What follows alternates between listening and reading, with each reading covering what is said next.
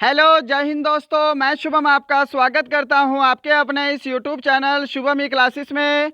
आज की क्लास हमारी पॉलिटी यानी कि संविधान की होने वाली है और आज की क्लास में हम पॉलिटी के top 30 very very important question discuss करने वाले हैं। अगर आप भी इंडियन आर्मी की तैयारी करते हैं तो इन 30 प्रश्नों के उत्तर आपको पता होने चाहिए। मैं उम्मीद करूंगा सेशन आपको आज का हेल्पफुल लगेगा। चलिए अपनी क्लास स्टार्ट करते हैं। तो देखिएगा, यहाँ पे प्रश्नों की संख्या टोटल 30 है और मैं आपको टारगेट दे रहा हूँ आज 25 क्वेश्चंस ठीक करने का। पहला प्रश्न आपके सामने स्क्रीन पर है। लास्ट में मुझे सभी का स्कोर कमेंट बॉक्स में चाहिए ही चाहिए। पहला प्रश्न है, भारत के संविधान सभा किसके अनुसार गठित की गई?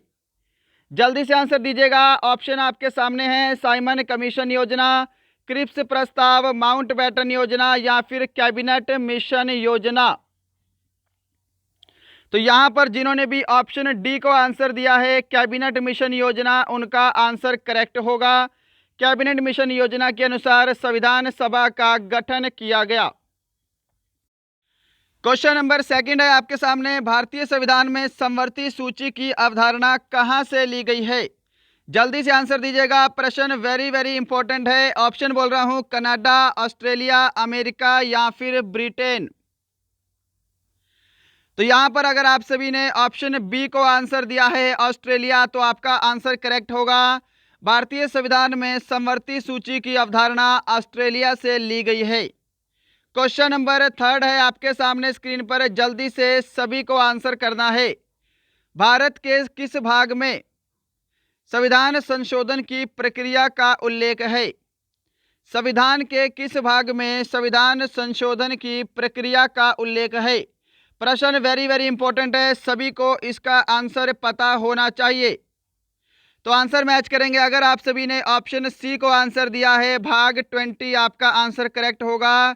भाग 20 में संविधान संशोधन की प्रक्रिया का उल्लेख है। अब हम बात कर लेते हैं अनुच्छेद की यानी कि आर्टिकल की। ये जितने भी फैक्ट बता रहा हूं ये सभी अपने आप में प्रश्न हैं। अनुच्छेद 368 में संविधान संशोधन की प्रक्रिया का उल्लेख है और संविधान संशोधन की प्रक्रिया दक्षिण अफ्रीका के संविधान से ली गई है। क्या सभी का ये क्लियर हुआ? चलिए बढ़ते हैं नेक्स्ट पे। क्वेश्चन नंबर 4 है आपके सामने। क्वेश्चन नंबर 4, मूल संविधान में कितनी अनुसूचियां थी? प्रश्न वेरी वेरी इंपॉर्टेंट है, सभी को इसका आंसर पता होना ही चाहिए। How many schedules were the in the original constitution? तो देखिएगा, जब संविधान का निर्माण हुआ उस समय टोटल भाग कितने थे? 22 भाग थे, 8 अनुसूचियां थी आपकी। और अगर मैं बात करूंगा अनुच्छेद की, तो अनुच्छेद तो उस समय 395।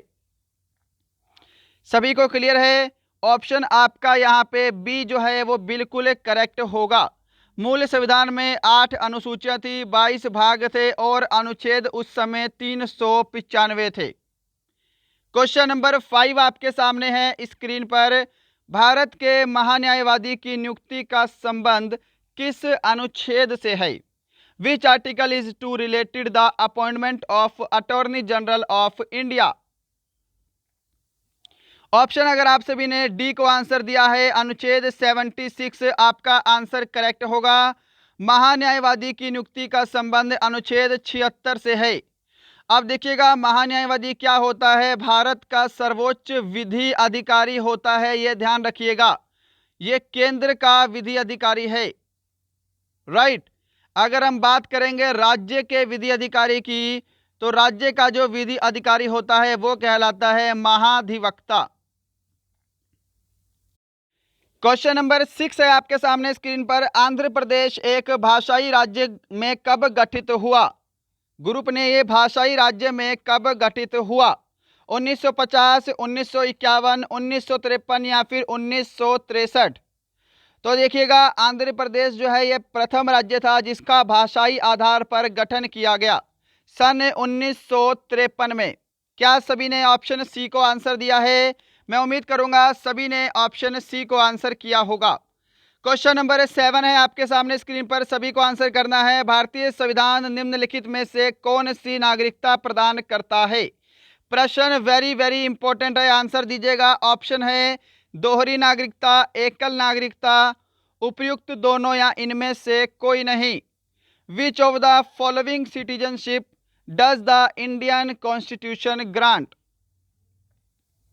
ऑप्शन आपका बी करेक्ट आंसर होगा। भारत में एकल नागरिकता का प्रावधान है। अब प्रश्न आपसे बन सकता है कि एकल नागरिकता किस देश के संविधान से ली गई है? तो एकल नागरिकता जो है यह आपकी ब्रिटेन के संविधान से ली गई है, ये ध्यान रखिएगा। क्वेश्चन नंबर 8, नीति निदेशक तत्व का महत्व किसके लिए है? Which is the important of directive principle of policy? Option है नागरिक, राज्य, संघ या फिर समाज। तो यहां पर देखिएगा नीति निदेशक तत्व का वर्णन भाग 4 में है। ओके, और अगर मैं अनुच्छेद बात करूं, अनुच्छेद क्या है? 36 से 51 है। Got it? अब देखो नीति निदेशक सिद्धांत की पहली लाइन क्या है कि ये राज्य के कल्याणकारी उद्देश्य के लिए बनाए गए हैं। तो इसका महत्व क्या है? राज्य के लिए है। ऑप्शन बी जो है आपका राइट आंसर होगा। क्या सभी ने सही आंसर दिया है? चलो फिर क्वेश्चन नंबर 9 डिस्कस कर लेते हैं। भारतीय संसद के कितने सदन हैं? सेम टाइप के मैंने 2 क्वेश्चन लिए हैं जिससे आपको कंफ्यूजन नहीं होगा। अब देखो यहां पर आपसे पूछा है कितने सदन है, तो एक क्या है? निम्न सदन है जो कि है लोकसभा, है ना, और एक है आपका उच्च सदन जो कि है राज्यसभा। तो भारतीय संसद के टोटल 2 सदन हैं। ऑप्शन बी करेक्ट होगा। क्वेश्चन नंबर 10 इसी के साथ मिलता जुलता है। भारतीय संसद के कितने अंग हैं?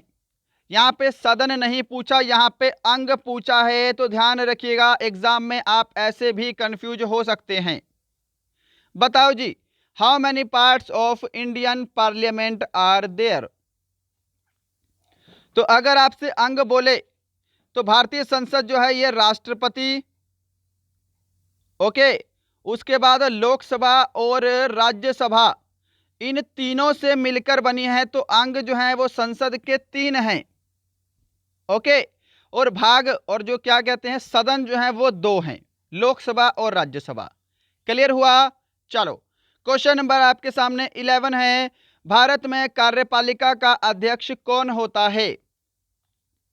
Who is the president of executive in India? प्रधानमंत्री, महान्यायवादी, राष्ट्रपति या फिर लोकसभा अध्यक्ष? आंसर मैच करेंगे मेरे साथ। अगर आप सभी ने ऑप्शन सी को आंसर दिया है, आपका आंसर करेक्ट होगा। भारत में कार्यपालिका का अध्यक्ष राष्ट्रपति होता है। क्वेश्चन नंबर 12 है जी आपके सामने। भारत के राष्ट्रपति का निर्वाचन किस प्रकार से होता है? How is the president of India elected?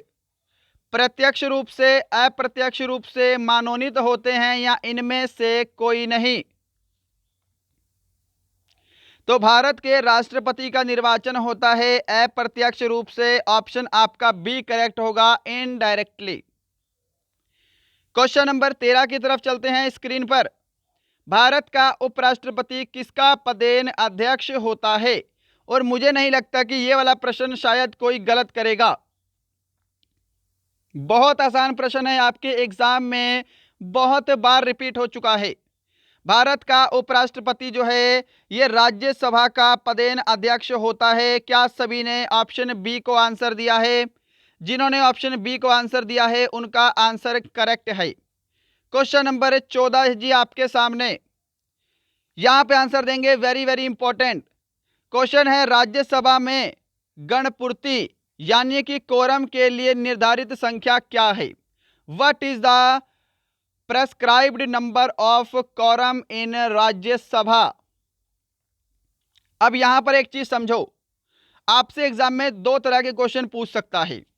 एक पूछ सकता है कि भारत में लोकसभा और राज्यसभा, इन दोनों के लिए जो कोरम है उनकी संख्या कितनी निर्धारित की गई है? कुल संख्या का, ठीक है, तो कुल संख्या का 1/10 निर्धारित की गई है। ये आपको ध्यान रखना है, इंपॉर्टेंट है।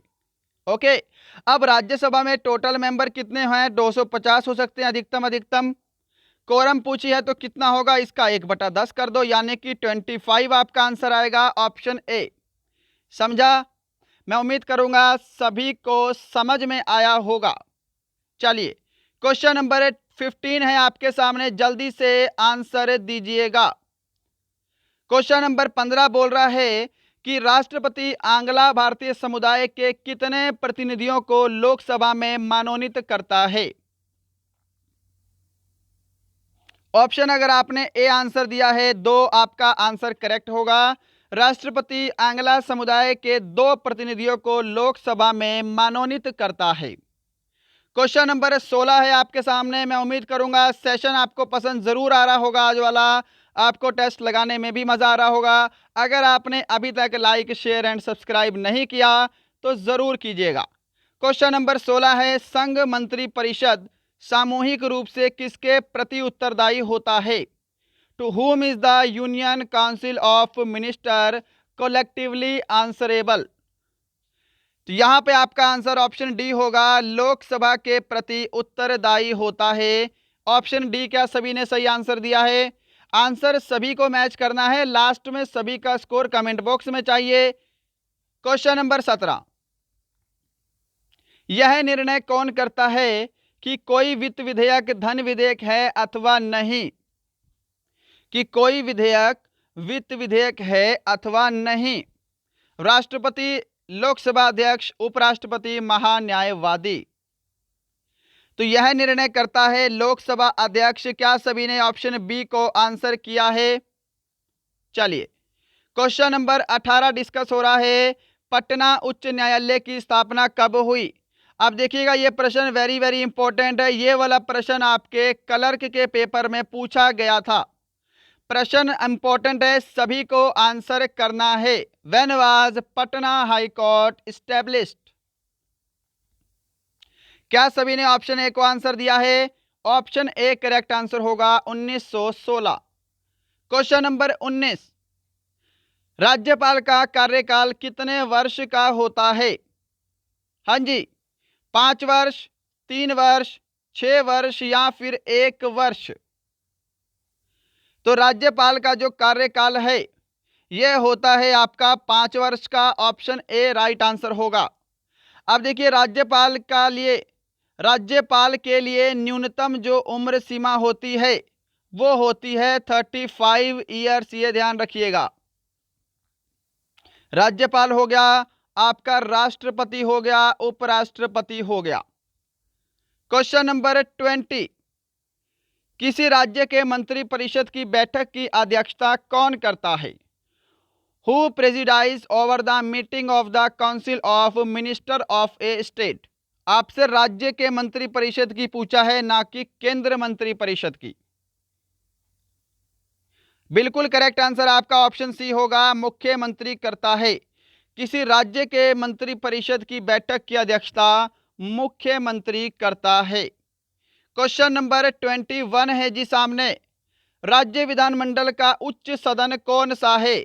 Which is the upper house of the state legislature? Vidhan Sabha, Lok Sabha, Rajya Sabha या फिर विधान परिषद? क्या आंसर कर रहे हो? अगर आप सभी ने ऑप्शन डी को आंसर दिया है, लेजिस्लेटिव असेंबली, विधान परिषद जो है यह राज्य विधानमंडल का उच्च सदन होता है। अब ये उच्च सदन है तो इसके सदस्यों के लिए न्यूनतम उम्र सीमा कितनी होती है? 30 वर्ष होती है, ध्यान रखिएगा, राज्यसभा के अकॉर्डिंग। और इसका भी कार्यकाल जो है सदस्यों का वो 6 वर्ष का होता है। Got it? और विधानसभा और लोकसभा में क्या है? न्यूनतम उम्र सीमा 25 ईयर्स है, कार्यकाल जो है वो 5 वर्ष है। क्वेश्चन नंबर आपके सामने 22, किस राज्य में विधानसभा के सदस्यों की संख्या सबसे अधिक है? क्वेश्चन आपके एग्जाम में आ चुका है, आर्मी में ही। सिंपल सा प्रश्न है, आंसर दीजिएगा। Madhya Pradesh, Maharashtra, Uttar Pradesh, Bihar? Option C correct होगा, उत्तर प्रदेश। उत्तर प्रदेश में विधानसभा, विधान परिषद, इन सभी की संख्या सर्वाधिक है। क्वेश्चन नंबर 23 है जी, योजना आयोग का अध्यक्ष कौन होता है? देखिए अब योजना आयोग बंद हो चुका है, अब इसकी जगह क्या चलाया गया है, नीति आयोग चलाया गया है ना। अब योजना आयोग का अध्यक्ष कौन होता है, तो वो प्रधानमंत्री होता था। ऑप्शन आपका ए करेक्ट आंसर होगा, नीति आयोग का अध्यक्ष भी प्रधानमंत्री ही होता है। क्वेश्चन नंबर 24, भारत में पहली बार महिलाओं को मताधिकार कब प्राप्त हुआ? When did women get their first franchises in India? अब मताधिकार क्या है, वोट देने का अधिकार महिलाओं को पहली बार कब मिला? प्रश्न देखेंगे तो प्रश्न वेरी वेरी इंपॉर्टेंट है और ये प्रश्न आपका स्टैटिक जीके में भी बनता है। ऑप्शन आपका सी करेक्ट आंसर होगा, 1926 को पहली बार महिलाओं को मताधिकार प्राप्त हुआ। क्वेश्चन नंबर 25 है सामने स्क्रीन पर, शिक्षा किस सूची का विषय है?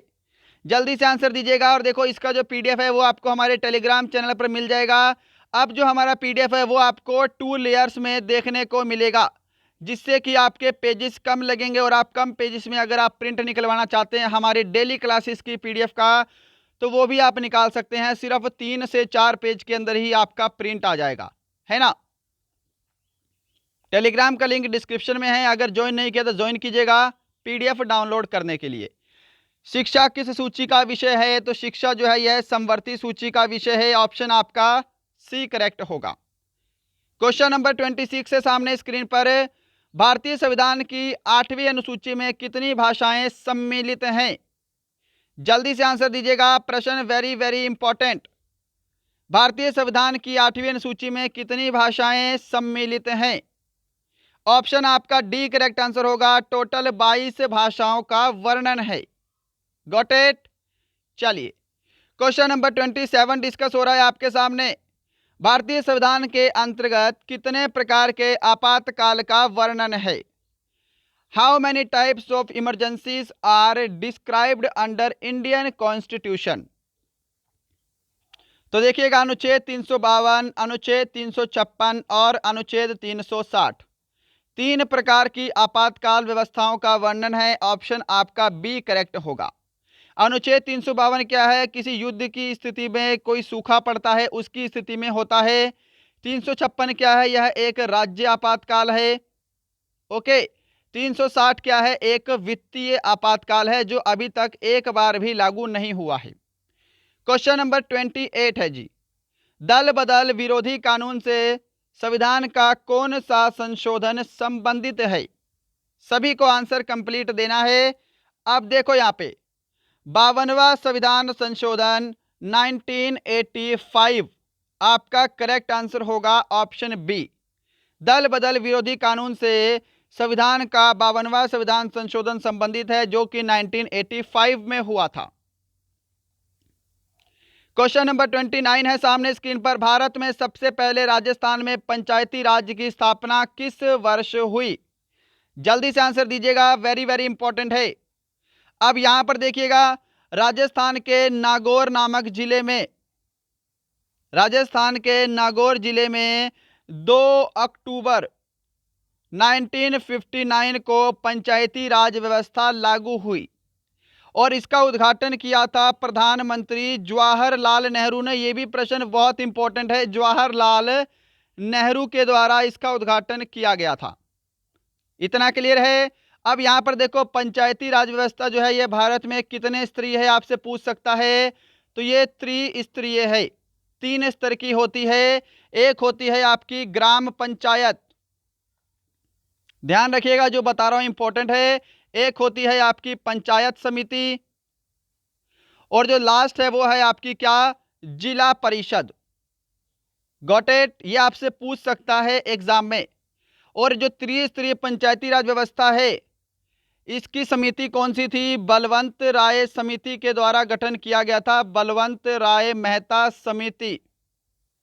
Got it. चलो क्वेश्चन नंबर 30 है, आज का लास्ट क्वेश्चन है। कंप्लीट होने के बाद सभी का स्कोर कमेंट बॉक्स में चाहिए कि आज का स्कोर उनका कितना है। पंचायत चुनाव के लिए उम्मीदवारों की न्यूनतम आयु सीमा कितनी होनी चाहिए?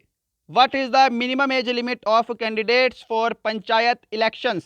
18 वर्ष, 20 वर्ष, 21 वर्ष, 25 वर्ष। ऑप्शन आपका सी करेक्ट आंसर होगा 21 वर्ष। उम्मीदवारों के लिए यानी कि जो चुनाव लड़ने के लिए खड़े होते हैं उनके लिए पंचायत चुनाव के लिए 21 वर्ष उम्र सीमा होना आवश्यक है। और अगर 18 वर्ष बात करूं तो ये क्या है, वोट डालने के लिए 18 वर्ष चाहिए, परंतु चुनाव लड़ने के लिए पंचायती राज चुनाव में 21 वर्ष उम्र होना आवश्यक है। तो दोस्तों ये थे आपके टॉप 30 पॉलिटी से इम्पॉर्टेंट क्वेश्चन। बताइएगा आज का सेशन आपको कैसा लगा। हमारी क्लासेस को इतना लाइक, इतना शेयर, इतना सपोर्ट करने के लिए आप सबका दिल से धन्यवाद। मिलते हैं कल किसी और अच्छे टॉपिक के साथ, तब तक के लिए जय हिंद, जय भारत।